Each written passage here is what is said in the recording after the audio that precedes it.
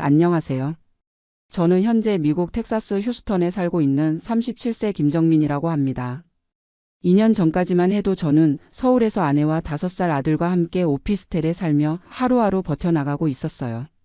그런데 지금 제가 살고 있는 집을 보면서 과거를 돌이켜보니 정말 격세지감이라는 말이 무엇인지 절실히 느끼게 됩니다. 오늘 제 이야기를 들려드리는 이유는 단순합니다.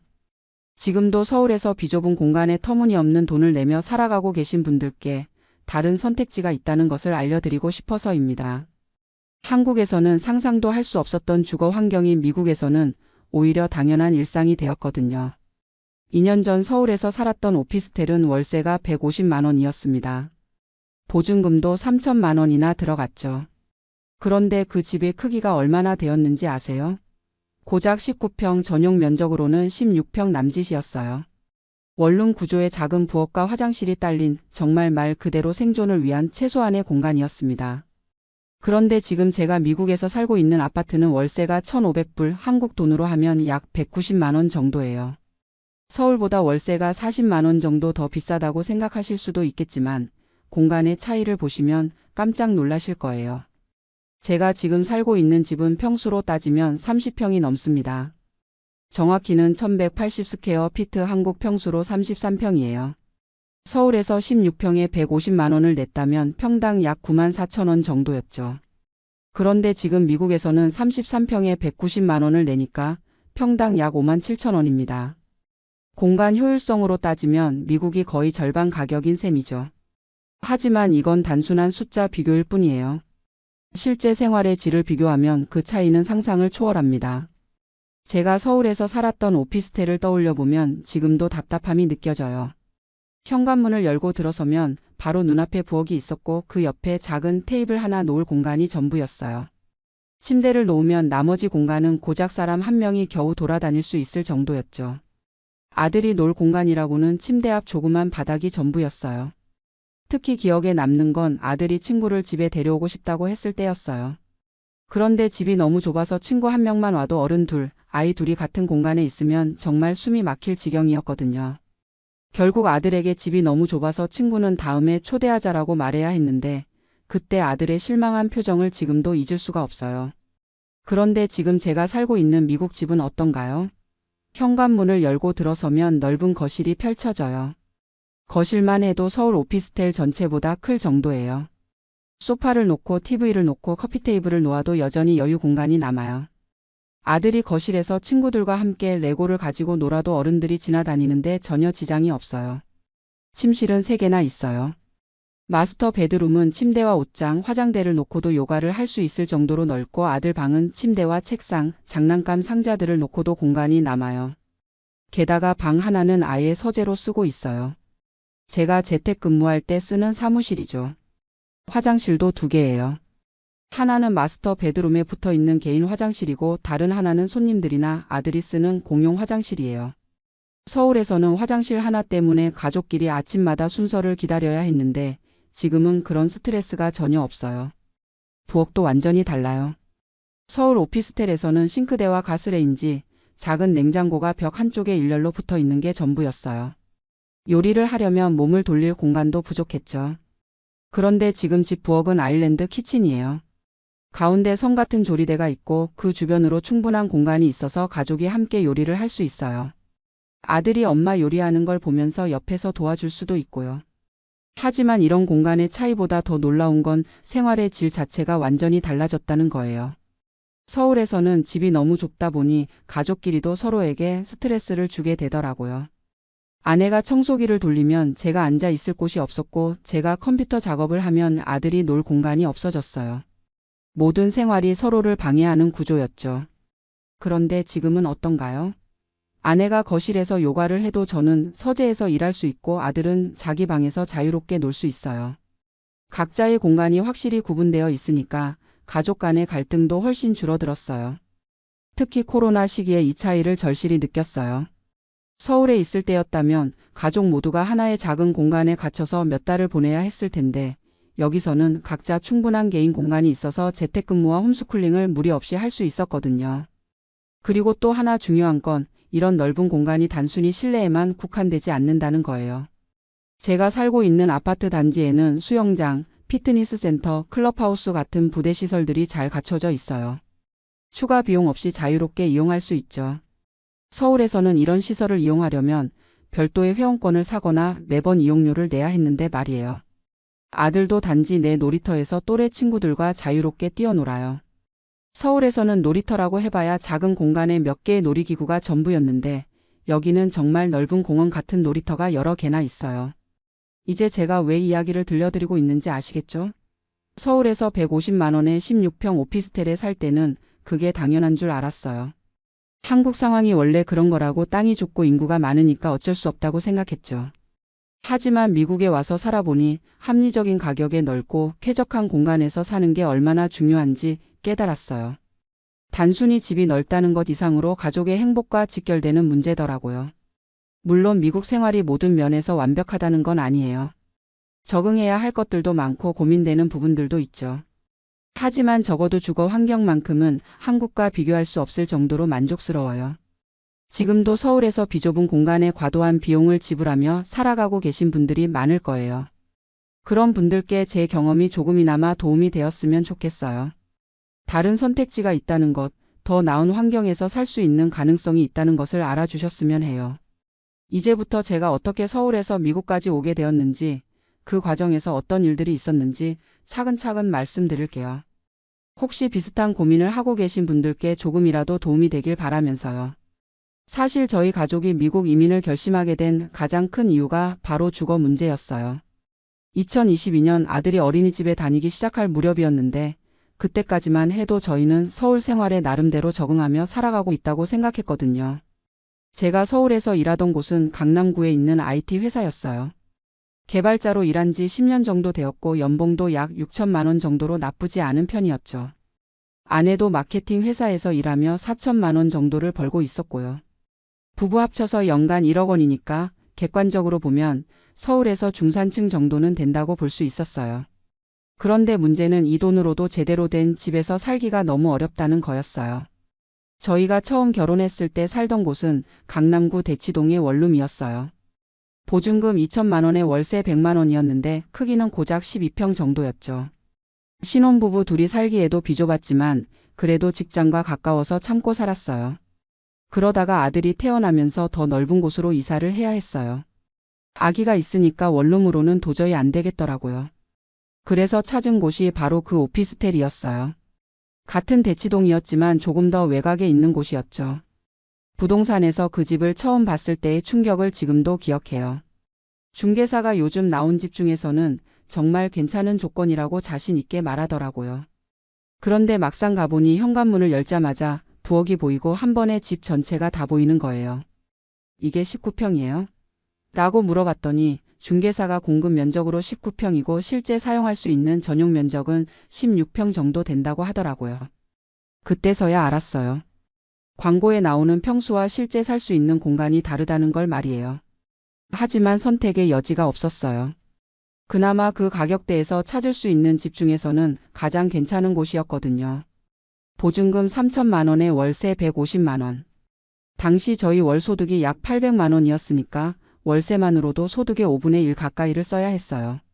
이사를 하고 나서 처음 몇 달은 그래도 새 집이라는 기분에 만족하며 지냈어요. 하지만 시간이 지날수록 공간의 한계를 절실히 느끼기 시작했죠. 가장 힘들었던 건 아들이 성장하면서 필요한 물건들이 늘어나는데 그걸 수납할 공간이 없다는 거였어요.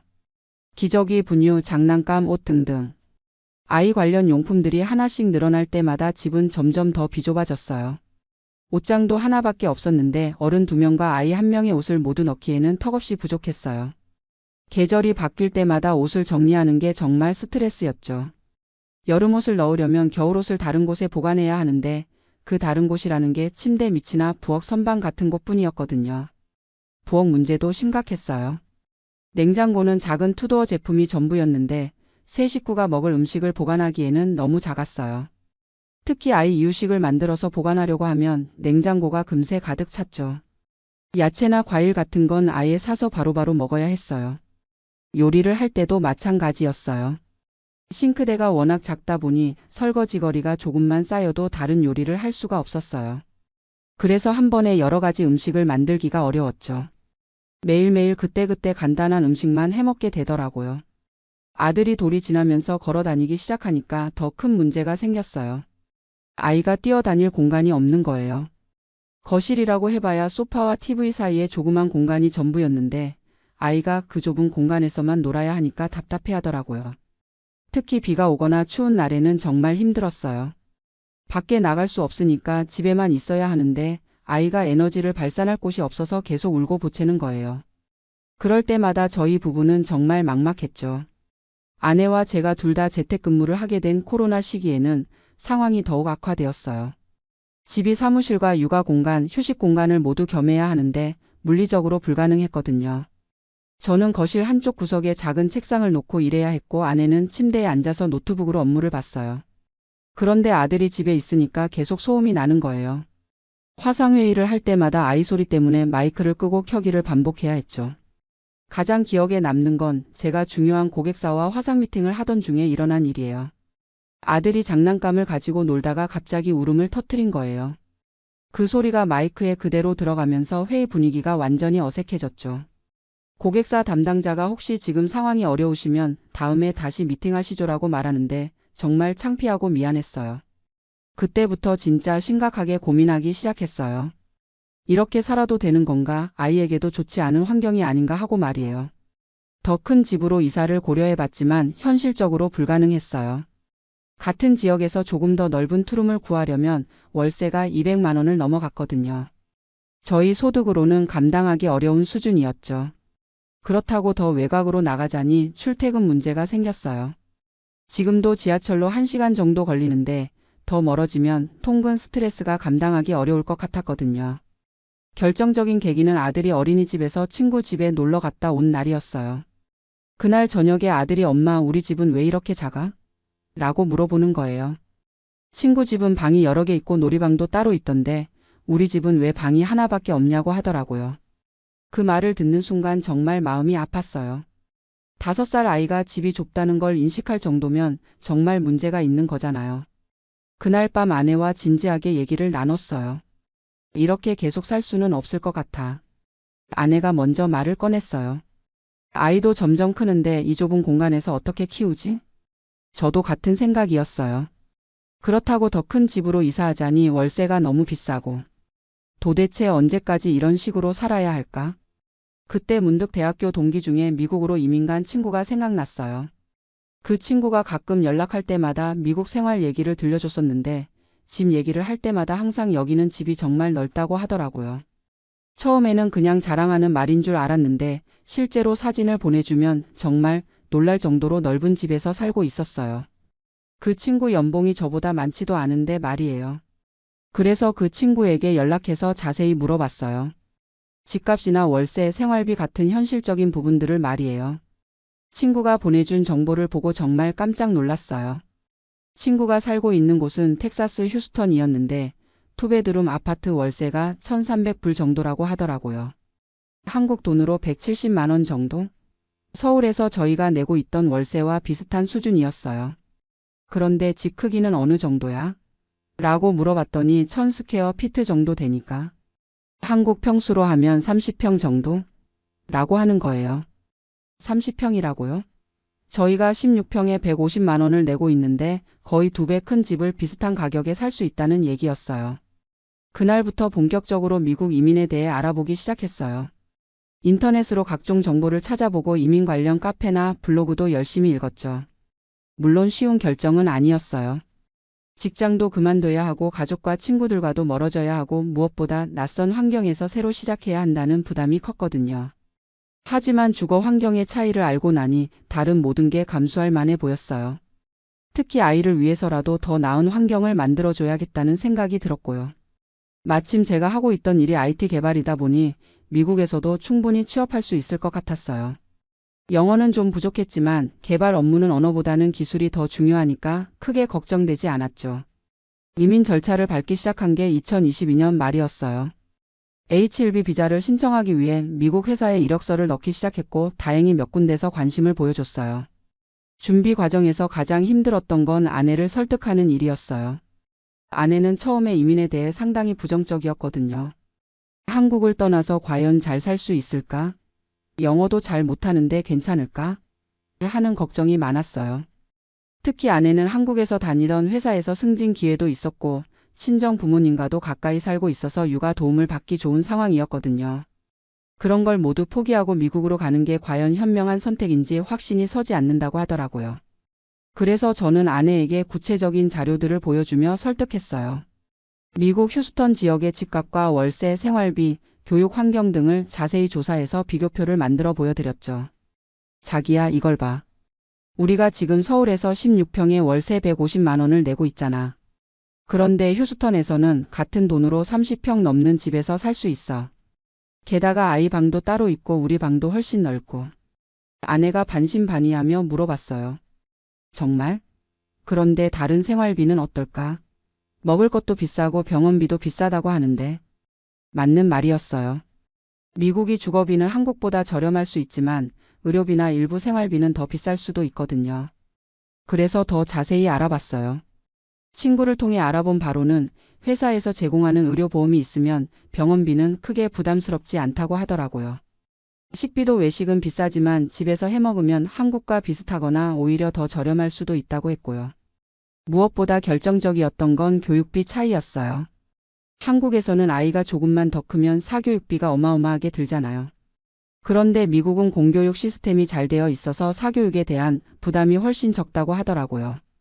지금 당장은 아이가 어리니까 사교육비가 안 들지만 초등학교만 가도 영어학원, 수학학원, 피아노, 태권도 이런 저런 거 다 보내려면 한 달에 100만 원은 기본이잖아. 그런데 미국에서는 그런 부담이 없다고 하니까 장기적으로 보면 오히려 더 경제적일 수도 있어. 아내도 점점 설득되기 시작했어요. 특히 아이 교육 환경에 대한 부분에서 많이 마음이 움직인 것 같았어요. 그래도 영어 때문에 걱정이야.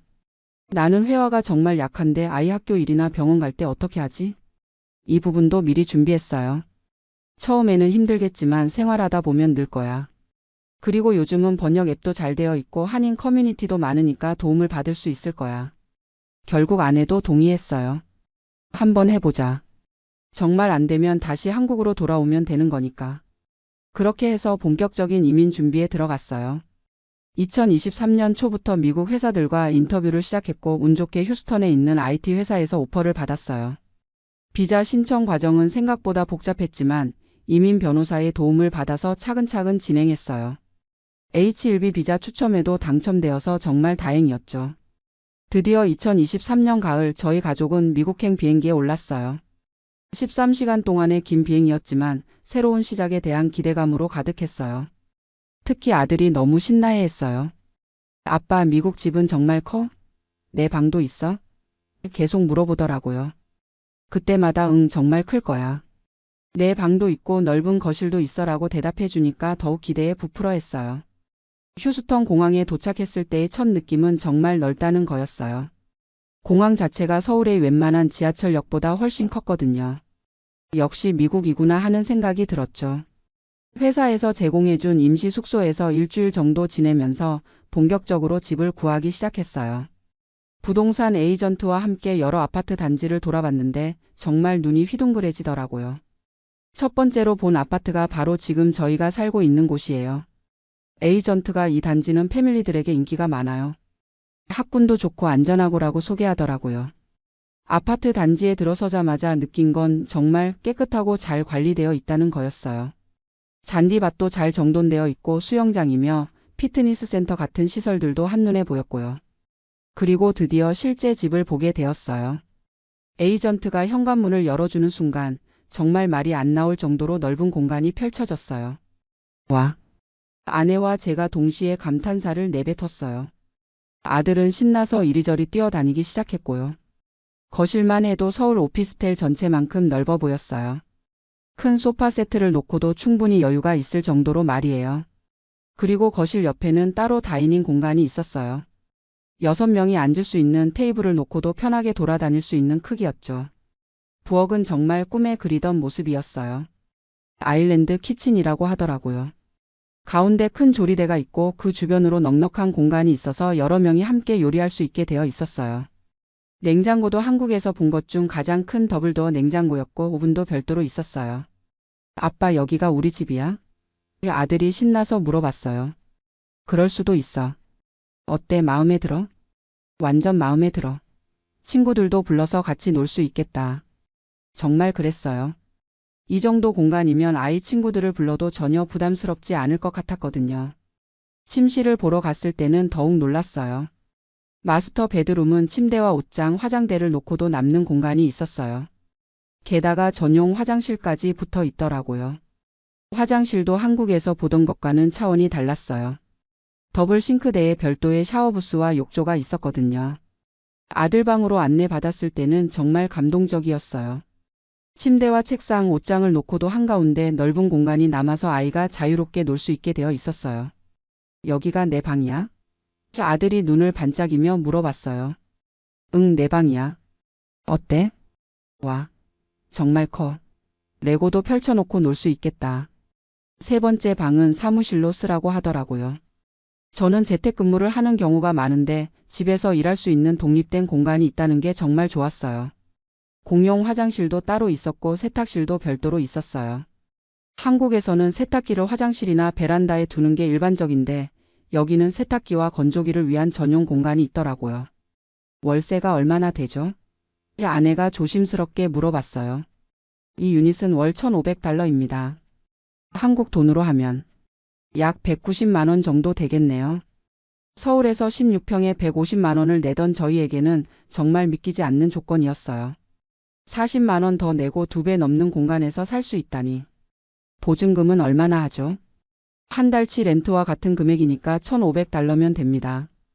이것도 충격이었어요. 한국에서는 보증금이 몇천만 원씩 하는데 여기는 한 달 월세와 같은 금액이면 되다니. 그 자리에서 바로 계약하기로 했어요. 더 알아볼 필요도 없을 정도로 마음에 들었거든요. 정말 여기서 살게 되는 거야? 아내가 아직도 믿기지 않는다는 표정으로 물어봤어요. 응, 정말이야. 우리 새 집이야. 그날 밤 임시 숙소로 돌아와서 가족끼리 이야기를 나눴어요. 정말 꿈 같아. 아내가 말했어요. 서울에서는 상상도 못했던 집에서 살게 되다니. 저도 같은 마음이었어요. 앞으로는 더 이상 좁은 공간 때문에 스트레스 받지 않아도 돼. 아들은 이미 새 집에서 어떻게 놀지 계획을 세우고 있었어요. 엄마, 아빠, 친구들 불러서 생일 파티 해도 돼? 물론이지. 이제는 충분히 넓으니까 언제든지 친구들을 초대할 수 있어. 드디어 이사하는 날이 왔어요. 한국에서 가져온 짐은 많지 않았지만 새로 살 가구들을 생각하니 설레었어요. 가장 먼저 산 건 거실용 소파 세트였어요. 한국에서는 소파를 놓을 공간도 충분하지 않았는데 이제는 큰 소파를 놓고도 여유가 있으니까 정말 좋았어요. 아들 방 가구를 살 때가 가장 즐거웠어요. 한국에서는 공간이 좁아서 침대와 작은 책상만 겨우 놓을 수 있었는데 이제는 장난감 상자며 책장이며 마음껏 놓을 수 있었거든요. 아빠 이것도 사줘, 저것도 사줘. 아들이 신나서 이것저것 가리키더라고요. 다이닝 테이블도 샀어요. 6명이 앉을 수 있는 크기로. 한국에서는 식탁을 놓을 공간도 없어서 늘 소파에 앉아서 밥을 먹었는데 이제는 제대로 된 식탁에서 식사할 수 있게 되었어요. 제일 만족스러운 건 홈오피스였어요. 책상과 의자, 모니터를 설치하고 나니 정말 전문적인 사무실 같았어요. 화상회의를 할 때도 배경이 깔끔해서 전혀 부끄럽지 않더라고요. 세탁실에 세탁기와 건조기를 설치했을 때도 감동이었어요. 한국에서는 베란다에 놓인 작은 세탁기로 빨래를 하고 날씨가 나쁘면 실내에 빨래를 널어놔야 했는데 이제는 전용 세탁 공간에서 깔끔하게 처리할 수 있게 되었거든요. 이사를 완전히 끝내고 처음으로 새 집에서 잠을 잔 날을 지금도 기억해요. 침실이 넓어서 킹사이즈 침대를 놓고도 여유가 있었어요. 한국에서는 퀸사이즈 침대도 간신히 들어갈 정도였는데 말이에요. 그날 밤 아내가 제게 말했어요. 정말 이민 오길 잘한 것 같아. 이런 환경에서 아이를 키울 수 있다니. 저도 같은 생각이었어요. 이제 진짜 가족다운 생활을 할 수 있을 것 같아. 새 집에서의 첫 주말이 정말 기억에 남아요. 토요일 아침에 일어나서 넓은 거실에 앉아 커피를 마시는데 정말 여유로웠어요. 한국에서는 주말에도 집이 좁아서 답답했는데 이제는 집에 있는 것 자체가 힐링이 되더라고요. 아들은 자기 방에서 레고를 펼쳐놓고 큰 성을 만들고 있었어요. 한국에서는 레고를 펼쳐놓을 공간이 없어서 조금씩 만들고 바로 정리해야 했는데 이제는 며칠에 걸쳐서 큰 작품을 만들 수 있게 되었거든요. 아내는 부엌에서 여유롭게 브런치를 준비하고 있었어요. 여보, 부엌이 넓으니까 요리하는 재미가 있네.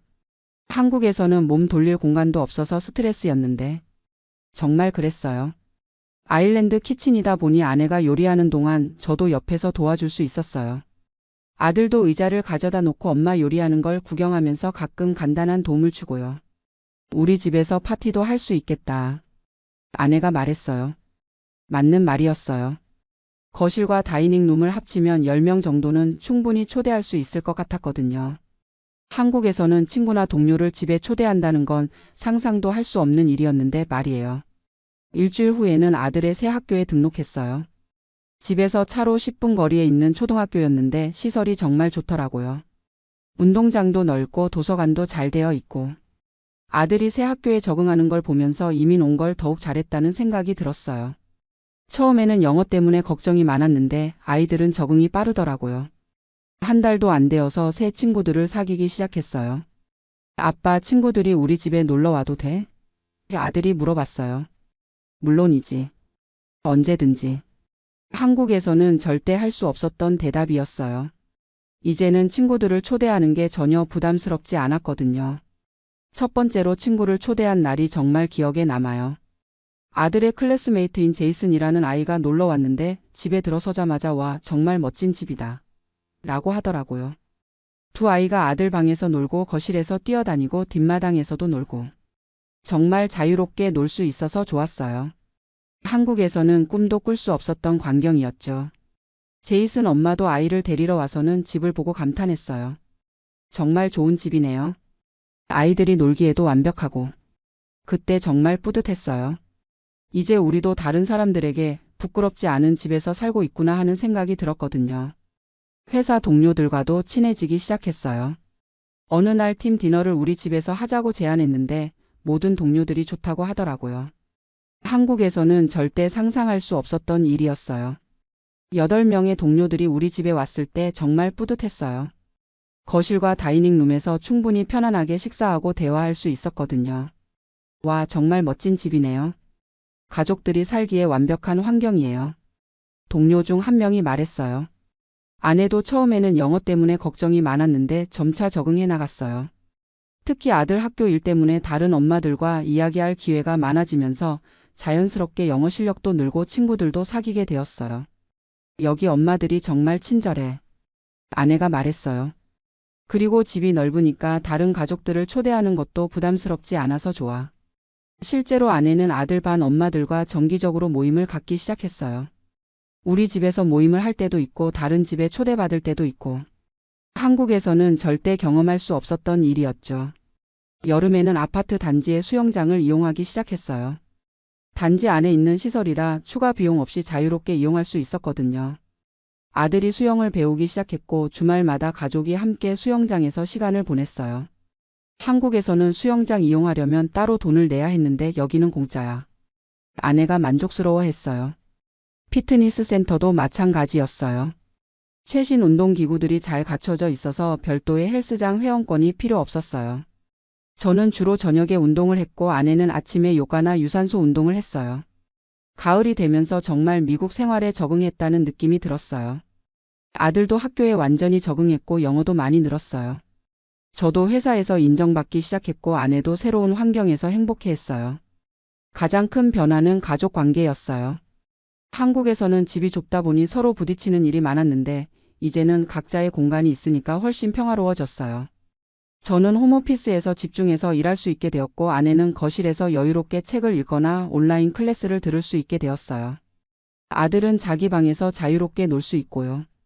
특히 코로나가 재유행했을 때 이 차이를 절실히 느꼈어요. 만약 한국의 그 좁은 오피스텔에 있었다면 정말 힘들었을 텐데 넓은 집 덕분에 재택근무도 홈스쿨링도 무리 없이 할 수 있었거든요. 겨울이 되어서는 또 다른 경험을 했어요.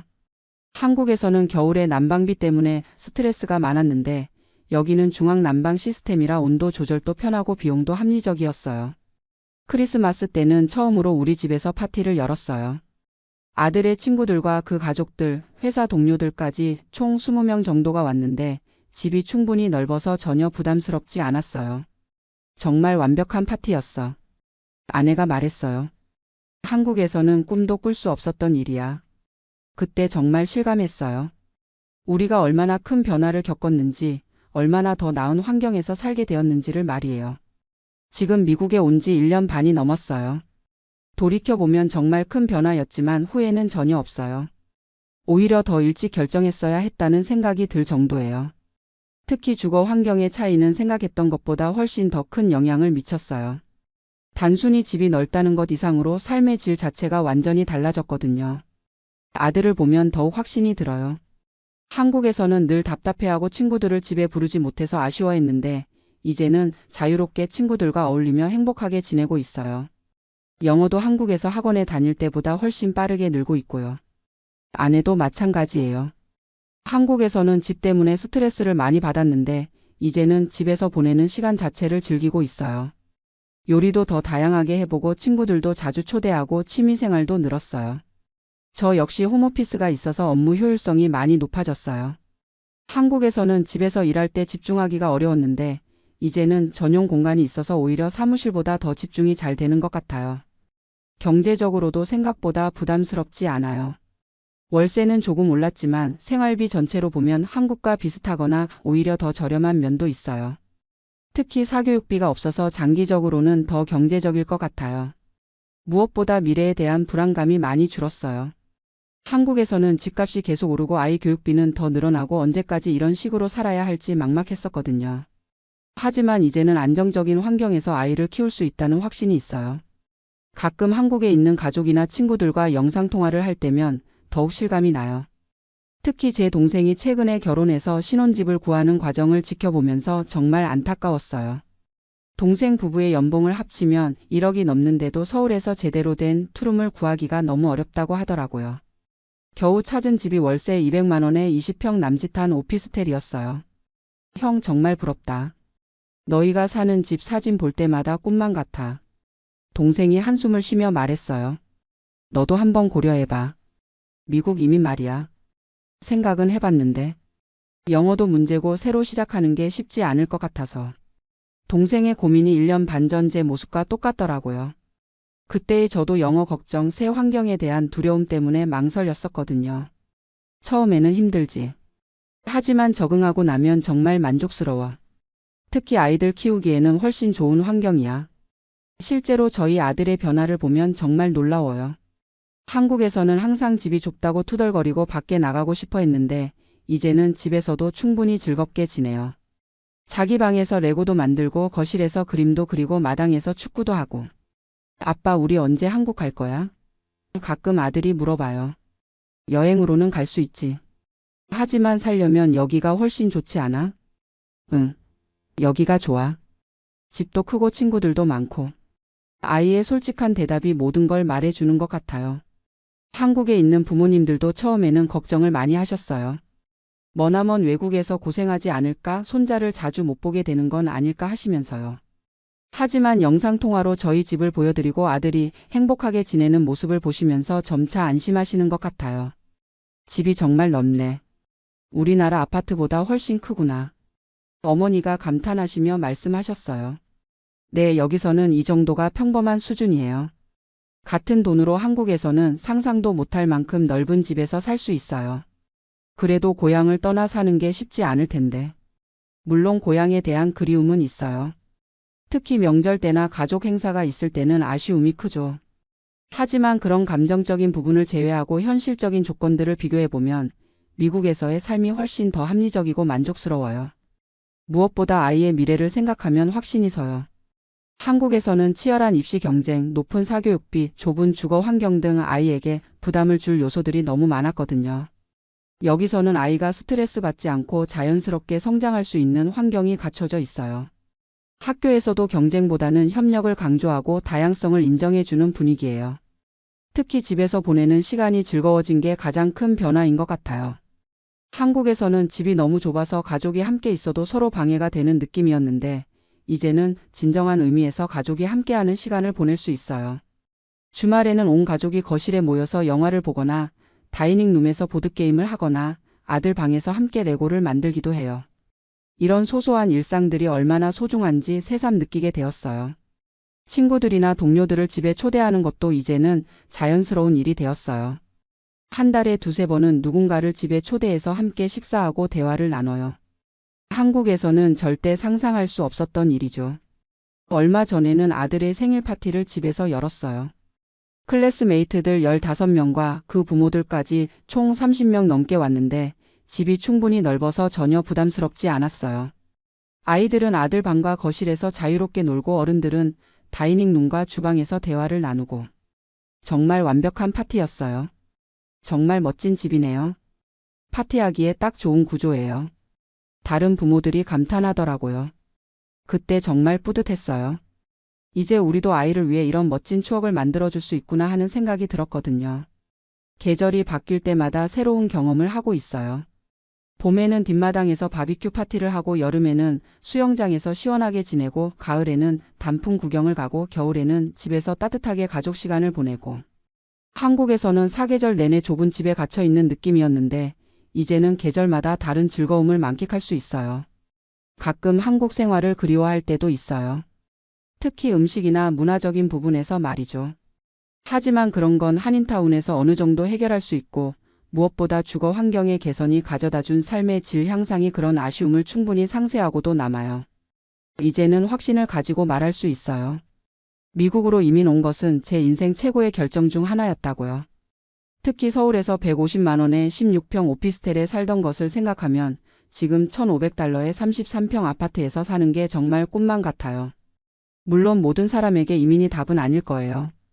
각자의 상황과 가치관이 다르니까요. 하지만 적어도 주거 환경 때문에 고민하고 계신 분들께는 한 번쯤 진지하게 고려해 볼 만한 선택지라고 생각해요. 한국에서 비좁은 공간에 과도한 비용을 지불하며 스트레스 받고 계신 분들이 계시다면 제 경험이 조금이나마 도움이 되었으면 좋겠어요. 더 넓고 쾌적한 환경에서 가족과 함께 행복하게 살 수 있는 방법이 있다는 걸 알아주셨으면 해요. 지금 저는 매일 아침 넓은 거실에 앉아 커피를 마시며 하루를 시작해요. 아들이 자기 방에서 즐겁게 놀고 아내가 여유롭게 아침을 준비하는 모습을 보면서 정말 감사한 마음이 들어요. 1년 반 전까지만 해도 상상할 수 없었던 일상이 이제는 당연한 것이 되었어요. 그리고 이런 환경에서 아이를 키울 수 있다는 것, 가족이 함께 행복하게 지낼 수 있다는 것이 얼마나 소중한지 매일 새롭게 깨닫고 있어요. 서울 오피스텔 월세 150만 원과 미국 아파트 $1,500. 단순한 숫자 비교를 넘어서 이건 완전히 다른 삶의 방식이고 질이에요. 그리고 저는 이 선택을 했다는 것이 정말 자랑스럽고 만족스러워요. 안녕하세요.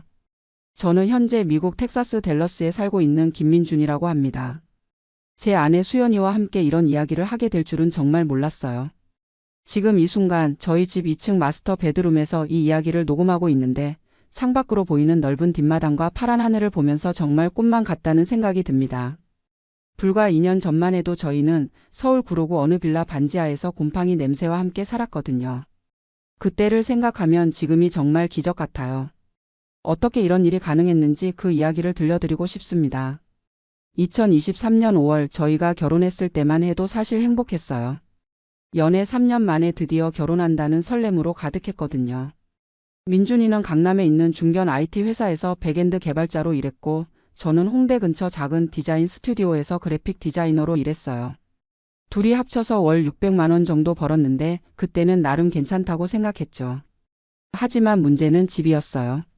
서울에서 신혼집을 구하는 게 얼마나 어려운지 아시잖아요. 저희 예산으로는 전세도 엄두가 안 나고 월세로라도 괜찮은 곳을 찾으려니 정말 막막했어요. 부모님들께 도움을 청했지만 양가 부모님 모두 은퇴하신 분들이라 큰 도움을 드릴 수 없는 상황이었거든요. 그래서 어쩔 수 없이 구한 곳이 구로구 어느 낡은 빌라의 반지하였어요. 보증금 2천만 원에 월세 70만 원. 전용 면적이 18평 정도 되는 원룸 형태였는데 천장이 낮아서 민준이가 팔을 뻗으면 닿을 정도였어요. 첫날 이사가서 짐을 정리하는데 정말 마음이 착잡했어요. 창문이 반쯤 땅 아래 있어서 사람들 다리만 보이고 습기 때문에 벽지가 곳곳에 떨어져 있고 화장실에는 곰팡이가 벌써 슬어 있었거든요. 그래도 저희만의 공간이라는 생각으로 최대한 예쁘게 꾸며보려고 노력했어요. 하지만 살아보니 정말 힘들었어요. 우선 습기가 심해서 빨래를 말려도 잘 안 말랐어요. 제습기를 틀어도 하루 종일 돌려야 했고 전기세가 장난이 아니었죠. 여름에는 반지하라서 에어컨을 틀어도 시원하지 않았고 겨울에는 바닥이 차가워서 발이 얼었어요. 그리고 무엇보다 소음이 심했어요. 위층에서 조금만 움직여도 쿵쿵 소리가 나고 밤늦게 귀가하는 사람들 발소리에 잠을 깰 때가 많았어요. 수연이가 워낙 예민한 편이라 스트레스를 많이 받았어요. 생활비도 만만치 않았어요. 월세 70만 원에 관리비 10만 원, 그리고 각종 공과금까지 합치면 매달 집에만 100만 원 가까이 나갔어요. 거기에 교통비, 식비, 통신비 등등 기본 생활비까지 하면 저희 수입의 대부분이 빠져나갔죠. 그런데 정말 절망적이었던 건 미래에 대한 희망이 안 보인다는 거였어요. 아무리 열심히 일해도 서울에서 내 집 마련은 꿈도 꿀 수 없었거든요. 저희가 살던 동네에서도 투룸 전세가 3억 5천만 원, 4억 원씩 하는데 언제 그 돈을 모으겠어요? 민준이 회사에서도 스트레스가 심했어요. 한국 IT 업계 특성상 야근이 일상이었거든요. 보통 밤 10시나 11시에 퇴근하는 게 당연했고 프로젝트 마감이 다가오면 새벽까지 일하는 날도 많았어요. 주말에도 긴급한 일이 있으면 출근해야 했고요. 저도 디자인 일이 만만치 않았어요. 클라이언트들의 무리한 요구에 밤새 수정 작업을 해야 할 때가 많았고 그런데도 월급은 300만 원이 조금 넘는 수준이었어요. 경력이 쌓여도 크게 오르지 않더라고요. 그러던 중 전환점이 왔어요. 민준이가 회사에서 미국 현지 법인 파견 제안을 받은 거였어요. 처음에는 영어도 서툴고 낯선 땅에 가는 게 무서워서 망설였는데 지금 생각해보면 그게 정말 인생을 바꾼 순간이었어요. 파견 조건이 나쁘지 않았어요. 현지 연봉은 10만 달러 정도였고 비자 처리나 이주 비용은 회사에서 지원해 준다고 했어요. 무엇보다 미국에서 경험을 쌓고 나면 더 좋은 기회들이 많다는 선배들의 조언도 있었고요. 수연이와 밤새 고민했어요. 사실 두려움이 컸거든요. 한국을 떠나서 아무것도 모르는 미국에서 살 수 있을까? 언어 문제는 어떻게 해결하지? 가족들과 떨어져서 살 수 있을까? 이런 걱정들이 머릿속을 가득 채웠어요. 하지만 한국에서의 현실을 생각해보니 더 이상 버틸 수가 없겠더라고요. 이대로 계속 살면 반지하에서 벗어날 수도 없고 아이를 가져도 제대로 키울 환경도 안 되고 노후 준비는 언감생심이고요. 그래서 2023년 12월 마침내 미국행을 결정했어요. 모든 걸 정리하고 텍사스 댈러스로 떠났죠. 미국에 도착한 첫날을 잊을 수가 없어요. 댈러스 공항에서 나와서 택시를 타고 회사에서 임시로 구해준 아파트로 가는데 도로가 얼마나 넓은지 하늘이 얼마나 높고 푸른지 정말 다른 세상에 온 것 같았어요. 임시 숙소는 회사 근처 아파트 단지였는데 한국의 오피스텔 같은 느낌이었지만 훨씬 넓고 깨끗했어요. 침실과 거실이 분리되어 있고 주방도 제대로 갖춰져 있고 무엇보다 창문이 커서 햇빛이 쏟아져 들어왔어요. 수연이가 창문 앞에 서서 울먹울먹 하더라고요. 여보, 햇빛이 이렇게 많이 들어와도 되는 거야? 하면서요. 서울 반지하에서는 하루 종일 형광등을 켜고 살았거든요. 처음 몇 달은 적응하느라 정말 힘들었어요. 영어로 일하는 것도 어려웠고 장 보는 것부터 은행 업무, 휴대폰 개통까지 모든 게 낯설었어요. 수연이는 아직 취업 비자가 나오지 않아서 집에만 있어야 했는데 외로움을 많이 탔어요. 하지만 조금씩 적응해가면서 미국 생활의 장점들을 느끼기 시작했어요. 우선 민준이 회사 문화가 완전히 달랐어요. 오후 5시면 대부분 퇴근하고 주말에는 절대 일하지 않는 분위기였어요. 야근을 하더라도 초과 근무 수당을 확실히 주고 유급 휴가도 제대로 쓸 수 있었고요. 무엇보다 놀라웠던 건 동료들의 반응이었어요. 한국에서는 정시 퇴근하면 눈치를 줬는데 여기서는 오히려 늦게까지 있으면 왜 집에 안 가? 하고 걱정해 주더라고요. 몇 달 후 수연이도 현지 디자인 회사에 취업했어요. 영어가 완벽하지 않았지만 포트폴리오를 보고 실력을 인정해 준 거죠. 연봉도 한국에서보다 훨씬 좋았어요. 그러면서 자연스럽게 집을 사야겠다는 생각이 들었어요. 계속 렌트를 내는 것보다는 모기지를 내서 집을 사는 게 낫겠더라고요. 미국에서는 신용 기록이 중요한데 모기지를 제때 갚으면 신용 점수도 올라간다고 하더라고요. 부동산 에이전트를 만나서 상담을 받았는데 정말 놀랐어요. 저희 수입이면 40만 달러 정도 집까지는 살 수 있다고 하는 거예요. 한국 돈으로 5억 원 정도인데 서울에서는 꿈도 꿀 수 없는 금액이잖아요. 처음에는 반신반의했어요. 정말 저희가 그런 집을 살 수 있을까? 하지만 모기지 승인도 쉽게 나왔고 실제로 집들을 보러 다니기 시작했어요. 첫 번째로 본 집은 플레이노라는 지역의 타운하우스였어요. 3층 구조에 침실 3개, 화장실 2개 반, 차고도 있고 작은 뒷마당도 있었어요. 한국으로 치면 40평 정도 되는 크기였는데 가격이 35만 달러더라고요. 수연이랑 둘이 집안을 돌아보는데 정말 말이 안 나왔어요. 거실 천장이 얼마나 높은지, 주방이 얼마나 넓은지, 마스터 베드룸에 화장실이 딸려 있고 옷방까지 있는 게 신기했어요. 하지만 더 좋은 집이 있다고 해서 계속 찾아봤어요. 그러다가 현재 저희가 살고 있는 집을 발견했죠. 댈러스 북쪽 프리스코라는 지역인데 신도시라서 모든 게 새롭고 깨끗해요. 2층 단독주택이고 침실 4개에 화장실 3개, 차고는 차 2대를 댈 수 있고 뒷마당은 정말 넓어요. 전체 면적이 2,800 스퀘어피트니까 한국으로 치면 80평 정도 돼요. 가격이 42만 달러였는데 한국 돈으로 5억 5천만 원 정도였어요.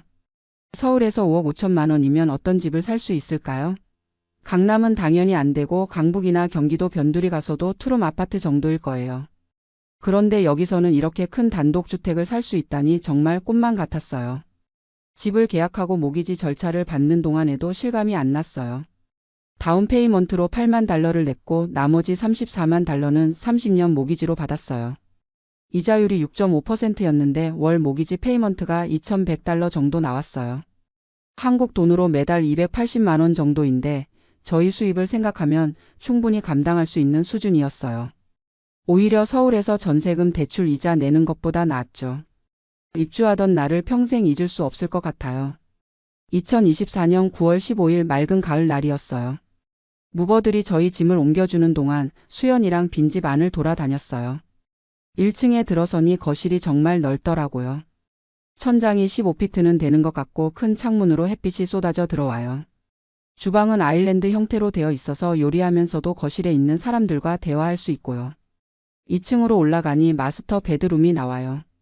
침실만 한국의 원룸만 한데 거기에 욕실이랑 워크인 클로젯이 따로 있어요. 욕조도 있고 샤워부스도 따로 있고 세면대는 2개씩이나 있더라고요. 수연이가 마스터 베드룸 창가에 서서 밖을 내다보는데 갑자기 울기 시작하더라고요. 저도 덩달아 울컥했어요. 여보, 우리가 정말 이런 집에서 살 수 있는 거야? 하면서요. 뒷마당도 정말 좋아요. 잔디가 깔려 있고 나중에 아이들 놀이터도 만들 수 있을 정도로 넓어요. 바베큐 파티도 할 수 있고 정원도 가꿀 수 있어요. 무엇보다 이 동네가 정말 좋아요. 새로 개발된 지역이라 모든 게 깨끗하고 학군도 좋대요. 나중에 아이가 생기면 좋은 학교에 보낼 수 있다는 생각에 마음이 놓였어요. 이사 온 지 몇 달 지나면서 정말 많은 변화를 느꼈어요. 우선 생활 자체가 여유로워졌어요. 공간이 넓으니까 답답함이 없고 방마다 용도를 나눠서 쓸 수 있어요. 한 방은 민준이 홈오피스로 쓰고 한 방은 제가 작업실로 쓰고 게스트룸도 따로 있어요. 아침에 일어나서 뒷마당으로 나가면 새들이 지저귀고 공기가 정말 깨끗해요. 서울에서는 미세먼지 때문에 창문도 잘 못 열었는데 여기서는 날마다 창문을 활짝 열어놓고 지내요. 생활비도 생각보다 많이 안 들어요. 집이 넓어졌는데도 유틸리티 비용은 한국과 비슷해요. 전기, 가스, 수도, 인터넷 다 합쳐서 월 200달러 정도니까요. 프로퍼티 텍스가 좀 있긴 하지만 한국에서 월세 내던 것보다는 훨씬 나아요. 장 보는 것도 편해요. 집 근처에 큰 마트들이 많고 차고에서 바로 집 안으로 들어갈 수 있어서 짐 옮기기도 편하고요. 한국에서는 계단으로 무거운 짐을 들고 올라가야 했는데 여기서는 그런 고생이 없어요. 무엇보다 집값이 계속 오르고 있어요. 저희가 산 지 1년도 안 됐는데 벌써 10% 정도 올랐대요. 집이 투자 수단이 되는 거죠.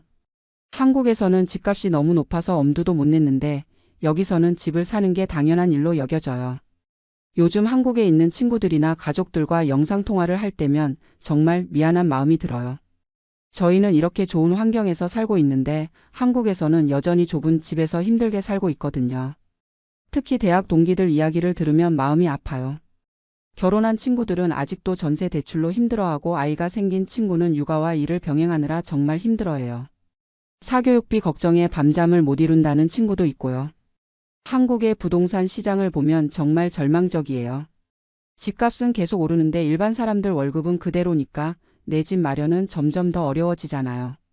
저희가 만약 한국에 남아 있었다면 지금도 반지하에서 살고 있을 거예요. 여기서는 정말 다르더라고요. 물론 지역마다 차이는 있지만 평범한 직장인도 충분히 괜찮은 집에서 살 수 있어요. 저희 동네만 봐도 다양한 직업을 가진 사람들이 비슷한 집에서 살고 있어요. 이웃들도 정말 좋아요. 처음에는 외국인이라서 차별받을까봐 걱정했는데 오히려 따뜻하게 대해줘요. 특히 옆집 로버트 아저씨는 정원 관리하는 법도 알려주고 추수감사절에는 터키까지 나눠주셨어요. 동네 전체 분위기가 평화로워요. 아이들이 길에서 자전거 타고 놀고 어른들은 조깅하고 주말에는 가족들이 뒷마당에서 바베큐 파티하는 소리가 들려요. 정말 영화에서나 봤던 미국의 교회 풍경이에요. 수연이도 미국 생활에 완전히 적응했어요. 영어 실력도 많이 늘었고 회사에서도 인정받고 있어요. 요즘에는 프리랜서로도 일을 받아서 부수입도 생겼어요. 한국에서는 시간당 10,000원도 받기 어려웠는데 여기서는 시간당 $50를 받아요. 민준이도 승진해서 연봉이 $120,000로 올랐어요. 경력이 쌓이면서 더 좋은 기회들도 많이 생기고 있어요. 한국에서는 나이 들면 오히려 취업이 어려워진다고 하는데 여기서는 경험 많은 사람을 더 선호하는 분위기예요. 건강보험도 생각보다 좋아요. 회사에서 제공하는 보험으로 웬만한 치료는 다 받을 수 있고 치과나 안과도 따로 보험이 있어서 부담이 크지 않아요. 한국에서는 큰 병에 걸리면 집안이 망한다는 얘기도 있잖아요. 요즘 제일 기대되는 건 아이 계획이에요. 한국에서는 아이를 키우는 비용 때문에 엄두도 못 냈는데 여기서는 가능할 것 같아요. 우선 공간이 넉넉하고 교육비도 공립학교가 수준이 높아서 사교육 부담이 적어요. 무엇보다 아이가 뛰어놀 공간이 충분해요. 뒷마당에서 놀 수도 있고 동네에 공원도 많고 안전해서 아이 혼자 학교도 다닐 수 있어요. 한국에서는 대기오염이나 교통사고 걱정도 많았는데 여기서는 그런 걱정이 덜해요. 가끔 한국이 그립긴 해요. 특히 부모님들이 걱정되고 한국 음식이나 문화가 그리울 때도 있어요. 하지만 여기서도 한인마트에서 웬만한 한국 음식은 다 살 수 있고 한국 드라마나 예능도 인터넷으로 볼 수 있어요. 무엇보다 미래에 대한 희망이 있어요. 한국에서는 아무리 열심히 일해도 계속 제자리인 느낌이었는데 여기서는 노력한 만큼 결과가 나와요. 집값도 꾸준히 오르고 있어서 자산도 늘어나고 있고요. 은퇴 계획도 세울 수 있어요. 회사에서 401k도 매칭해주고 소셜 시큐리티도 있어서 노후가 불안하지 않아요. 한국에서는 국민연금만으로는 노후가 어렵다고 하는데 여기서는 그런 걱정이 덜해요. 지금 이 순간 저희 집 2층 마스터 베드룸에서 이 이야기를 하고 있는데 정말 감격스러워요. 불과 2년 전 서울 반지하에서 곰팡이 냄새와 함께 살던 저희가 이렇게 넓고 쾌적한 집에서 살게 될 줄 누가 알았겠어요. 창밖으로 보이는 뒷마당에는 지금 스프링클러가 돌아가면서 잔디에 물을 주고 있어요. 저 멀리 이웃집 아이들이 자전거를 타고 놀고 있고 하늘은 파랗게 맑아요. 한국에서는 상상도 못했던 풍경이에요. 어젯밤에 수연이랑 이야기했는데 정말 다행히 미국에 왔다는 생각이 들어요. 만약 한국에 그대로 있었다면 지금쯤 어떻게 살고 있을까요? 아마 여전히 반지하에서 전세 대출 이자에 허덕이면서 살고 있었을 거예요. 아이 갖는 것도 엄두 못 내고 노후 준비는 꿈도 못 꾸고요. 요즘 한국 뉴스를 보면 정말 안타까워요. 청년들이 집 때문에 결혼도 미루고 아이 낳기도 포기한다잖아요. 저희도 한국에 있었다면 똑같았을 거예요. 반지하에서 아이를 키울 수는 없으니까요. 여기서는 정말 다른 인생을 살고 있어요. 주말이면 집 근처 호수에 가서 산책도 하고 다운타운에 가서 콘서트나 스포츠 경기도 봐요. 댈러스 매버릭스 농구 경기를 처음 봤을 때는 정말 신기했어요. 한국에서는 그런 여가 생활을 즐길 여유도 없었거든요. 음식도 생각보다 다양해요. 물론 한국 음식이 그립긴 하지만 여기서도 한인타운에 가면 웬만한 한국 식당은 다 있어요. 그리고 멕시칸, 이탈리안, 인디안 음식 등 정말 다양한 나라 음식을 맛볼 수 있어요. 쇼핑도 편해요. 아마존으로 주문하면 다음날 바로 집 앞에 배송되고 코스트코 같은 대형 마트에서 한 번에 많이 사서 차고에 보관할 수 있어요. 한국에서는 차도 없고 집도 좁아서 그런 쇼핑이 불가능했죠. 운전하는 것도 재미있어요. 도로가 넓고 주차 공간도 충분해서 스트레스가 없어요. 한국에서는 주차할 곳 찾느라 동네를 몇 바퀴씩 돌았는데 여기서는 어디든 주차 공간이 넉넉해요. 날씨도 좋아요. 텍사스가 더우긴 하지만 습도가 낮아서 한국의 찜통 더위보다는 견딜만해요. 겨울에는 거의 눈이 안 와서 좋고요. 무엇보다 미세먼지가 없어서 매일 파란 하늘을 볼 수 있어요. 수연이가 요즘 정원 가꾸기에 빠져 있어요. 뒷마당에 토마토, 상추, 고추 같은 채소들을 키우고 있는데 직접 기른 채소로 요리하니까 정말 맛있어요. 한국에서는 베란다에 화분 몇 개가 전부였는데 여기서는 진짜 정원을 가질 수 있어요. 이웃들과의 관계도 좋아요. 언어가 완벽하지 않아도 서로 배려하고 도와줘요. 특히 우리가 아시안이라고 차별하지 않고 오히려 다양성을 존중하는 분위기예요. 아이들도 다양한 인종의 친구들과 어울려 놀아서 글로벌한 감각을 기를 수 있을 것 같아요. 가끔 한국에 있는 가족들과 화상통화를 할 때 미안한 마음이 들어요. 저희 집을 보여주면 다들 부러워하는데 동시에 씁쓸해 하시는 것 같거든요. 너희는 좋겠다 하시면서도 우리도 그런 집에서 살고 싶다 하는 표정이 역력해요. 부모님들께서는 처음에 걱정을 많이 하셨어요. 외국에서 혼자 살면서 무슨 일이 생기면 어떡하냐, 언제 다시 볼 수 있을지 모르겠다 하시면서요. 하지만 저희가 잘 정착하는 모습을 보시고는 이제 안심하시는 것 같아요. 작년 추수감사절에 부모님들을 모셔와서 일주일 정도 같이 지냈는데 정말 좋아하셨어요. 특히 집이 넓어서 불편하지 않게 모실 수 있어서 다행이었어요. 한국의 반지하에서는 상상도 못했던 일이죠. 부모님들이 뒷마당에서 바베큐 파티하는 걸 보시고는 정말 미국 영화에서나 보던 일이 현실이구나 하시더라고요. 그리고 너희가 잘 결정했다. 여기서 행복하게 살아라 하시면서 눈물을 글썽이셨어요. 경제적으로도 정말 안정됐어요. 한국에서는 매달 생활비 내고 나면 남는 게 거의 없었는데 여기서는 저축도 하고 투자도 할 수 있어요. 집값 상승으로 자산도 늘어나고 있고 401k로 은퇴 준비도 하고 있어요. 특히 집이 자산이 된다는 게 정말 좋아요. 매달 모기지를 내는 게 결국 내 집의 에퀴티를 늘리는 거니까 집세 내는 것과는 완전히 다른 개념이에요. 한국에서 월세 낼 때는 그냥 돈이 나가기만 했는데 여기서는 투자하는 느낌이에요. 요즘에는 두 번째 집도 생각하고 있어요. 투자용으로 렌탈 프로퍼티를 사서 임대 수입을 얻는 거죠. 미국에서는 그런 부동산 투자가 일반적이고 세금 혜택도 있어서 좋다고 해요. 교육 환경도 정말 좋아요. 저희 동네 공립학교들이 레이팅이 높아서 굳이 사립학교에 보내지 않아도 될 것 같아요. 한국에서는 사교육비 때문에 아이 교육이 부담스러웠는데 여기서는 그런 걱정이 덜해요. 대학 교육도 다양한 옵션이 있어요. 주립대학도 수준이 높고 장학금 제도도 잘 되어 있어서 실력만 있으면 좋은 대학에 갈 수 있어요. 한국처럼 사교육에 의존하지 않고도 충분히 경쟁할 수 있는 환경이에요. 무엇보다 아이들이 다양한 경험을 할 수 있어요. 스포츠, 음악, 미술 등 다양한 방과 후 활동이 있고 여름에는 캠프도 많아요. 아이들이 자신의 재능을 발견하고 키울 수 있는 환경이 잘 갖춰져 있어요. 사회 시스템도 믿을 만해요. 법치주의가 잘 정착되어 있고 부패가 적어서 공정한 경쟁이 가능해요.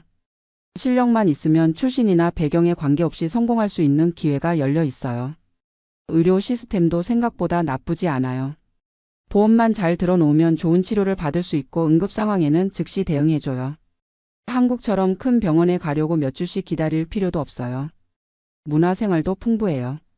댈러스 다운타운에는 뮤지엄, 오페라 하우스, 콘서트홀 등이 많아서 다양한 문화 행사를 즐길 수 있어요. 브로드웨이 뮤지컬도 자주 와서 공연하고요. 스포츠 문화도 재미있어요. 미식축구, 농구, 야구, 하키 등 프로 스포츠 팀들이 있어서 시즌마다 경기를 보러 가는 재미가 쏠쏠해요. 가족 단위로 즐길 수 있는 건전한 오락이에요. 자연환경도 좋아요. 차로 조금만 나가면 호수나 공원이 많아서 캠핑이나 하이킹을 즐길 수 있어요.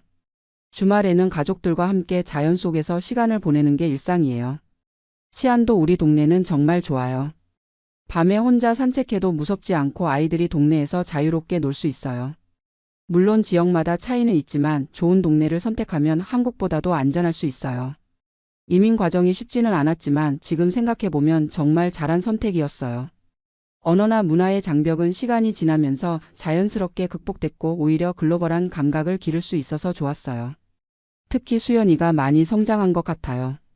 한국에서는 소심하고 내성적이었는데 여기서는 자신감을 갖고 적극적으로 활동해요. 새로운 환경에서 독립적으로 살아가면서 내면이 강해진 것 같아요.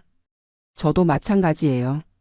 한국에서는 직장 상사 눈치 보면서 야근하고 미래에 대한 확신 없이 하루하루 살았는데 여기서는 내 인생의 주인이 된 느낌이에요. 계획을 세우고 실행할 수 있는 환경이 되니까 삶의 질이 완전히 달라졌어요. 무엇보다 희망이 있어요. 한국에서는 아무리 노력해도 나아질 게 없다는 절망감이 있었는데 여기서는 노력한 만큼 결과가 나와요. 집값도 오르고 연봉도 오르고 경력도 쌓이고 미래가 밝아 보여요. 가끔 한국 친구들이 부럽다, 우리도 이민 가고 싶다 해요. 하지만 이민이 모든 사람에게 정답은 아니라고 생각해요. 언어나 문화의 차이를 극복해야 하고 가족과 떨어져 살아야 하는 어려움도 있거든요.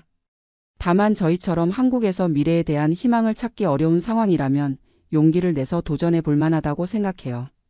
특히 젊을 때 이민을 오면 적응도 빠르고 기회도 많아요. 중요한 건 철저한 준비예요. 영어 공부는 기본이고 해당 분야의 전문성을 키워야 해요. 그리고 현지 정보를 충분히 수집하고 현실적인 계획을 세워야 해요. 저희는 운 좋게 회사에서 기회를 줘서 비교적 수월하게 이민할 수 있었지만 그렇지 않은 경우에는 더 많은 준비가 필요할 거예요. 하지만 정말 간절하다면 방법은 있다고 생각해요. 지금 이 순간 마스터 베드룸에서 밖을 내다보며 이 이야기를 하고 있는데 정말 감사한 마음이 들어요. 불과 2년 전 서울 반지하의 곰팡이 냄새를 생각하면 지금이 꿈만 같아요. 내년에는 아이도 가질 계획이에요. 이렇게 좋은 환경에서 아이를 키울 수 있다는 게 정말 행복해요. 넓은 뒷마당에서 뛰어놀고 좋은 학교에서 꿈을 키울 수 있는 아이를 생각하니 벌써 설레요. 한국에 계신 부모님들께도 더 자주 오시라고 말씀드리고 있어요. 게스트룸도 있고 할 일도 없으니까 편하게 지내실 수 있거든요. 나중에는 아예 이민 오시는 것도 고려해보고 있어요. 이 이야기를 듣고 계신 분들 중에 혹시 비슷한 고민을 하고 계신 분이 있다면 용기를 내보시길 권하고 싶어요. 물론 쉽지 않은 결정이지만 인생은 한 번뿐이잖아요. 후회 없는 선택을 하시길 바라요. 마지막으로 지금 한국에서 힘들게 살고 계신 모든 분들께 희망을 잃지 마시라고 말씀드리고 싶어요. 분명히 더 나은 미래가 있을 거예요. 저희가 그랬듯이 말이에요. 저는 김민준이었고 제 아내 수연이와 함께 텍사스 프리스코의 저희 집에서 이 이야기를 들려드렸습니다. 서울 빌라 반지하에서 미국 2층 집 마스터 베드룸까지 정말 꿈만 같은 여정이었어요. 들어주셔서 감사합니다. 아침 8시 반. 저는 지금 제 차를 몰고 회사로 향하고 있습니다. 집에서 회사까지는 고작 15분 거리죠. 창밖으로는 넓은 잔디밭과 단독주택들이 보이고 라디오에서는 경쾌한 음악이 흘러나옵니다. 신호등에 걸려 잠깐 멈춰서니 문득 3년 전 한국에서의 출퇴근이 떠오릅니다. 그때 저는 매일 아침 7시에 집을 나서서 지하철 2호선을 타고 강남역까지 가야 했거든요. 집이 신림동이었는데 사당역에서 2호선을 탔죠. 벌써 사당역에서부터 사람들이 꽉 차 있었어요. 그리고 강남역까지 가는 동안 정말 지옥이었습니다. 지금 생각해보면 어떻게 그런 생활을 3년이나 버텼나 싶어요. 매일 아침마다 전쟁을 치르는 기분이었거든요. 사당역에서 2호선에 몸을 밀어넣고 방배역, 서초역을 거쳐 강남역까지. 그 짧은 구간인데도 40분이 넘게 걸렸어요. 왜냐하면 각 역마다 사람들이 계속 타니까 기차가 출발을 못하는 경우가 많았거든요. 특히 사당역에서 방배역 구간이 정말 심했어요. 혼잡도가 170%가 넘는다고 뉴스에서 봤는데 실제로 경험해 보니까 그게 무슨 뜻인지 알겠더라고요. 사람들이 완전히 짓눌려서 숨쉬기도 힘든 상태예요. 겨울에는 그나마 나았는데 여름에는 정말 끔찍했어요.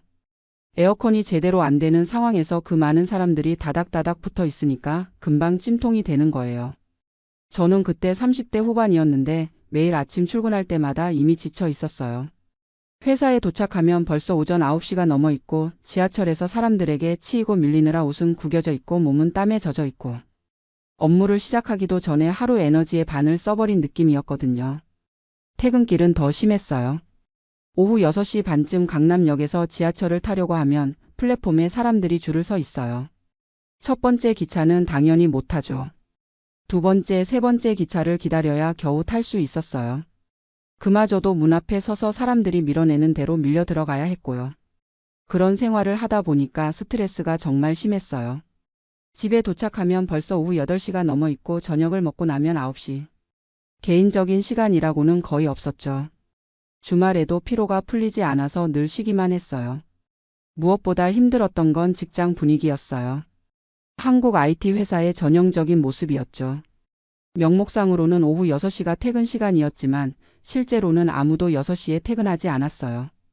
팀장님이 계속 앉아 계시니까 저희도 눈치를 봐야 했고 결국 8시, 9시까지 사무실에 앉아 있는 경우가 대부분이었어요. 야근이 열정이다라는 말도 안 되는 문화가 당연시되었거든요. 개발 업무는 사실 집중력이 가장 중요한데 피곤하고 스트레스 받은 상태에서 좋은 코드가 나올 리가 없잖아요. 하지만 그런 건 중요하지 않았어요. 늦게까지 남아있는 것 자체가 평가받는 기준이었으니까요. 어느 날 저녁 또 야근을 하고 집에 돌아가는 길이었어요. 지하철에서 한 외국인 관광객이 저한테 물어보더라고요. 영어로 이 시간에도 이렇게 많은 사람들이 지하철을 타나요? 라고요. 그때 오후 9시 반쯤이었는데 여전히 지하철은 꽉 차 있었거든요. 그 순간 정말 부끄러웠어요. 이게 정상적인 생활인가 싶더라고요. 다른 나라 사람들은 이 시간에 뭘 하고 있을까? 가족과 시간을 보내거나 취미 생활을 하거나. 그런 생각들이 들면서 갑자기 눈물이 날 것 같았어요. 그날 밤에 아내와 진지한 대화를 했어요. 아내도 똑같은 생각을 하고 있었거든요. 아내는 강남에서 마케팅 일을 하고 있었는데 역시 비슷한 상황이었어요. 우리 둘 다 30 후반인데 이렇게 살다가 인생이 끝나는 건 아닌가 하는 생각이 들었어요. 미국으로 이민을 가면 어떨까? 아내가 먼저 말을 꺼냈어요. 사실 저도 그런 생각을 하고 있었거든요. 저는 컴퓨터 공학과를 나왔고 삼성전자에서 5년, 네이버에서 3년 정도 개발자로 일했으니까 경력은 충분했어요. 영어도 어느 정도는 할 수 있었고요. 그날부터 본격적으로 이민을 준비하기 시작했어요. 먼저 토플 시험을 다시 받고 이력서를 영문으로 번역했어요. 그리고 링크드인에 프로필을 올리고 미국 회사들의 지원서를 넣기 시작했죠. 처음에는 답이 잘 안 왔어요. 아무래도 비자 스폰서십이 필요한 외국인을 고용하는 게 회사 입장에서는 부담이잖아요. 하지만 포기하지 않고 계속 지원했어요. 매일 밤 퇴근하고 와서 이력서를 수정하고 커버레터를 쓰고 온라인으로 면접을 보고. 그러던 중에 노스캐롤라이나주 샬럿에 있는 IT 회사에서 연락이 왔어요. 금융 시스템 개발하는 회사였는데 제 경험을 높게 평가해 주더라고요. 화상 면접을 몇 번 본 후에 정식으로 오퍼를 받았어요. H-1B 비자를 스폰서해 준다고 했고요. 그때의 기쁨은 정말 말로 표현할 수 없었어요. 아내와 둘이 얼싸안고 울었던 기억이 나네요. 마침내 지옥 같은 서울 생활에서 벗어날 수 있다는 희망이 보였거든요. 하지만 준비 과정은 만만치 않았어요. 비자 서류 준비하고 집을 정리하고 이삿짐을 보내고. 특히 한국에서의 마지막 몇 개월은 정말 바빴어요. 회사에서는 인수인계를 해야 했고 개인적으로는 이민 준비를 해야 했으니까요. 마지막 출근 날 사당역에서 2호선을 타면서 이제 정말 마지막이구나 하는 생각이 들었어요. 그동안 저를 괴롭혔던 그 지옥철을 다시는 타지 않아도 된다는 생각에 가슴이 벅찼어요. 2021년 9월 저희 부부는 미국 땅을 밟았어요. 샬럿 공항에 내렸을 때의 그 기분은 지금도 생생해요. 공항부터가 달랐거든요. 넓고 깨끗하고 사람들도 여유로워 보였어요. 회사에서 임시 숙소를 마련해 줬는데 거기서 한 달 정도 지내면서 집을 구했어요. 처음에는 시내 아파트를 알아봤는데 회사 동료가 교회 지역을 추천해 주더라고요. 샬럿 교회는 정말 살기 좋다고 조용하고 안전하고 집값도 상대적으로 저렴하다고 했어요. 반신반의하면서 교회 지역을 보러 갔는데 정말 충격이었어요. 넓은 잔디밭과 예쁜 단독주택들, 조용한 주택가 분위기. 마치 영화에서나 봤던 미국 중산층 동네가 현실로 다가온 거예요. 그 중에서도 저희가 선택한 동네는 회사에서 차로 15분 거리에 있는 작은 커뮤니티였어요. 2층짜리 단독주택의 앞뒤로 마당이 있고 차 2대를 댈 수 있는 게러지도 있었어요. 월 렌트비가 $2,000 정도였는데 한국에서 살던 반지하 원룸 전세금을 생각하면 정말 천국 같았어요. 무엇보다 놀라운 건 출퇴근이었어요. 집에서 회사까지 차로 딱 15분이에요. 신호등 몇 개만 지나면 되거든요. 아침에 8시 30분에 집을 나서면 8시 45분에 회사에 도착해요. 그것도 여유롭게 커피까지 마시면서요. 처음 며칠은 믿기지 않았어요. 이게 정말 출퇴근인가? 싶더라고요. 한국에서는 아침 7시에 나서서 9시에 겨우 도착했는데 여기서는 15분이면 끝이니까요. 회사 분위기도 완전히 달랐어요. 오전 9시에 출근해서 오후 5시 30분에 퇴근하는 게 당연한 거예요. 5시 30분이 되면 사무실이 텅 비어요. 모두들 집으로 돌아가서 가족과 시간을 보내거나 개인적인 일을 하는 거죠. 저도 처음에는 어색했어요. 한국에서의 습관 때문에 정말 5시 30분에 퇴근해도 되나? 하는 생각이 들었거든요. 하지만 매니저가 오히려 왜 아직도 사무실에 있냐고 물어보더라고요. 집에 가서 쉬어라라고요. 그렇게 퇴근해서 집에 도착하면 오후 6시예요. 아직 해가 환하게 떠 있고 하루가 아직 많이 남아있는 느낌이에요. 저녁을 먹고 나서도 시간이 충분하니까 산책을 하거나 책을 읽거나 영화를 보거나 정말 오랜만에 개인적인 시간이라는 걸 갖게 된 거예요. 특히 주말이 달랐어요. 한국에서는 주말에도 회사 일 생각하고 다음 주 야근 걱정하고 제대로 쉰 적이 없었거든요. 하지만 여기서는 정말 주말이 주말이에요. 금요일 오후 5시 30분에 퇴근하면 월요일 아침까지 일 생각을 안 해도 되거든요. 아내도 마찬가지였어요. 아내는 샬럿 다운타운에 있는 마케팅 회사에 취직했는데 집에서 차로 20분 거리예요. 아내도 이게 진짜 미국이구나 하면서 좋아했어요. 몇 개월 지나니까 몸과 마음이 완전히 달라졌어요. 우선 스트레스가 확연히 줄었어요. 아침에 일어나는 게 괴롭지 않아요. 여유롭게 아침을 먹고 커피를 마시고 차를 타고 출근하는 게 이렇게 평화로울 수가 있구나 싶었어요. 업무 효율성도 훨씬 좋아졌어요. 출근할 때 이미 지쳐있지 않으니까 오전부터 집중할 수 있거든요. 그리고 퇴근 시간이 정해져 있으니까 그 시간 안에 효율적으로 일하게 되더라고요. 한국에서처럼 어차피 야근할 거니까 하면서 대충 하는 일이 없어진 거죠. 건강도 많이 좋아졌어요. 규칙적인 생활을 하게 되니까 수면 패턴도 정상화되고 스트레스가 줄어드니까 소화도 잘 되고 아내와 저녁에 동네를 산책하는 것도 일상이 되었어요. 그런데 정말 놀라운 건 마음가짐의 변화였어요. 삶에 대한 태도가 완전히 달라진 거예요. 한국에서는 항상 언제까지 이런 생활을 해야 하나 하는 생각이 들었거든요. 미래에 대한 희망보다는 걱정이 더 많았어요. 하지만 여기서는 정말 삶을 즐길 수 있겠구나 하는 생각이 들어요. 일과 개인 생활의 균형이 잡히니까 여러 가지 일을 할 수 있게 되었거든요. 주말에는 골프를 배우기 시작했고 아내는 요가 클래스에 등록했어요. 이웃들과의 관계도 참 좋아요. 처음에는 언어 때문에 걱정했는데 생각보다 친절하고 따뜻하더라고요. 옆집 아저씨는 정원 가꾸는 걸 좋아하시는데 저한테도 조언을 많이 해주세요. 이 시기에는 이런 꽃을 심으면 좋다면서요. 작년 겨울에는 한국에 있는 대학 동창들과 화상통화를 한 적이 있어요. 그때 친구들이 여전히 그런 생활을 하고 있다는 걸 알고 정말 안타까웠어요. 여전히 지하철 2호선을 타고 출퇴근하고 야근하고 스트레스 받고. 한 친구가 요즘 지하철이 더 심해졌다면서 하소연하더라고요. 코로나 때문에 차량 운행을 줄여서 더 붐빈다고요. 그 말을 듣는 순간 정말 다행이라는 생각이 들었어요. 만약 제가 여전히 한국에 있었다면 그 지옥을 더 심하게 겪고 있었을 테니까요. 또 다른 친구는 요즘 회사에서 재택근무도 하는데 그래도 주 3일은 출근해야 한다고 하더라고요. 그것도 큰 변화이긴 하지만 여전히 그 스트레스에서 완전히 벗어나지는 못한 거잖아요. 그때 제가 이렇게 말했어요. 너희도 미국에 와봐. 정말 삶이 달라진다고. 물론 말처럼 쉬운 일은 아니죠. 언어 문제도 있고 가족 문제도 있고 경제적인 부담도 있고. 하지만 가능하다면 정말 추천하고 싶어요. 요즘 아침에 출근할 때마다 감사한 마음이 들어요. 차 안에서 좋아하는 음악을 들으면서 여유롭게 회사로 향할 때 정말 잘한 선택이었구나 하는 생각이 들거든요. 특히 봄이 되어서 길가에 꽃들이 피기 시작하면 그 아름다운 풍경을 보면서 출근할 수 있다는 게 너무 감사해요. 한국에서는 지하철 안에서 사람들에게 치이면서 출근했는데 여기서는 자연을 보면서 출근하니까 하루를 시작하는 기분이 완전히 다른 거예요. 회사 동료들도 한국에서 어떻게 살았냐고 신기해해요. 매일 지하철에서 1시간 넘게 사람들에게 떠밀려 다녔다고 하면 그건 비인간적이다라고 하더라고요. 맞는 말이에요. 정말 비인간적인 생활이었어요. 아내와 가끔 이런 대화를 해요. 만약 다시 한국으로 돌아가라고 하면 어떻게 할 거야? 둘 다 답은 똑같아요. 절대 안 돌아간다.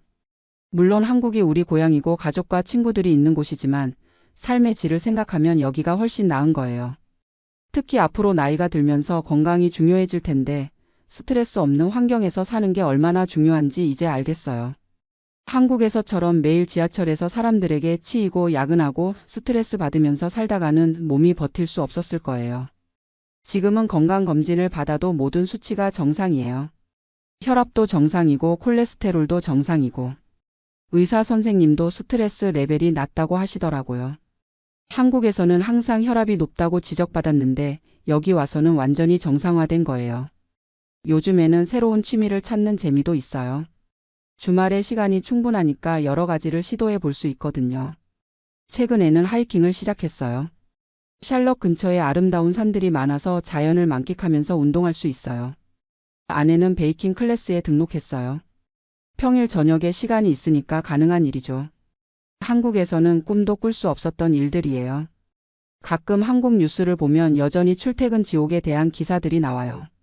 지하철 혼잡도 개선 방안, 대중교통 혼잡 완화 정책 같은 기사들을 보면 안타까우면서도 다행이라는 생각이 들어요. 물론 미국 생활이 모든 면에서 완벽한 건 아니에요. 의료비는 비싸고 한국 음식이 그립고 가족들과 멀리 떨어져 있다는 아쉬움도 있어요. 하지만 삶의 질이라는 측면에서는 비교할 수 없을 정도로 좋아졌어요. 특히 시간이라는 게 이렇게 소중한 건지 이제야 알겠어요. 한국에서는 매일 출퇴근으로 2시간 반을 허비했거든요. 그 시간이면 여기서는 얼마나 많은 일을 할 수 있는지. 정말 아까운 시간들이었어요. 지금 저는 매일 아침 감사한 마음으로 출근해요. 15분 만에 회사에 도착할 수 있다는 것, 출근길에 스트레스 받지 않는다는 것, 정시에 퇴근할 수 있다는 것. 이 모든 게 당연한 듯 보이지만 한국에서 겪었던 일들을 생각하면 정말 감사한 일들이에요. 앞으로도 이런 생활을 계속 이어갈 수 있을 거라는 생각에 마음이 평안해요. 나이가 들어도 스트레스 없이 건강하게 살 수 있을 것 같거든요. 이게 바로 제가 꿈꿔왔던 삶이에요.